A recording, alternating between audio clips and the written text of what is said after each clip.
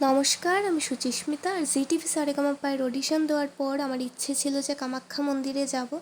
তাই আমি একটা হোটেলে ড্রেস চেঞ্জ করেই পুজো দিতে গেছিলাম। আর সেখানে এত এত ভক্ত আর এত গরম ছিল যে আমি ভিডিওর মধ্যে আমার পায়ের অবস্থাটা দেখালাম যে পুরো ফুসকা পড়ে গেছিলো।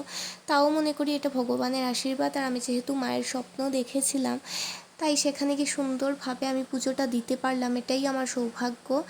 আর এত সুন্দর শান্ত একটা জায়গা যে বসেছি, এত এত ভক্ত, তবুও যেন এতটা শান্ততা মনে বোঝাতেও পারবো না। তবে পায়ের অবস্থা দেখতে পাচ্ছ খুব খারাপ। আর সারাদিন যেহেতু উপোস করেছিলাম, তাই অডিশনও দিয়েছিলাম খালি পেটে, তাই একটু এই ভাত খেলাম, যেন শরীরটা চলছে না। তারপর ব্রহ্মপুত্র নদ দেখতে দেখতে আমি হোটেলে আবার ফিরছি। এদিকে মন্দিরে থাকতে থাকতেই হঠাৎ করে ফোনে মেসেজ এলো যে সমস্ত ট্রেন ক্যান্সেল হয়ে গেছে। এবার বাড়ি ফিরবো কী করে সেটা টেনশন ছিল।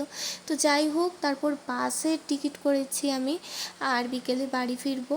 তো আমি অম্বরীশ ওর বাবা একসাথেই গেছিলাম পুজো দিতে। এবার আমরা গিয়ে আবার টিকিটও করলাম, একটু সময় রেস্ট নিলাম, তারপর আবার আমাদের ফেরার পালা। আর যেতে যেতে এত খারাপ ভাগ্য ছিল সেদিন যে আবার বাসটাও নষ্ট হয়, এতক্ষণ গাড়িতে বসতে হয়। আবার স্লিপারের যে সিটটা সেটাও নষ্ট ছিল, এত খারাপ ছিল আর এত কষ্ট হয়েছে না। তো যাই হোক, এত সুন্দর রাস্তাঘাট, গুয়াহাটিতেই প্রথম গেছি আমি, আর অনেক সুন্দরভাবে অনেক ভালো লেগেছে, সব কিছু হলো। আর বাসে এলাম, বাসে বসলাম, আর তারপর বাস চালু হলো। রাতে ছাড়া ভাঙা ঘুম হলো। আর 12:30টায় যেখানে পৌঁছেছে সেখানে গিয়ে অল্প কিছু একটু খেলাম।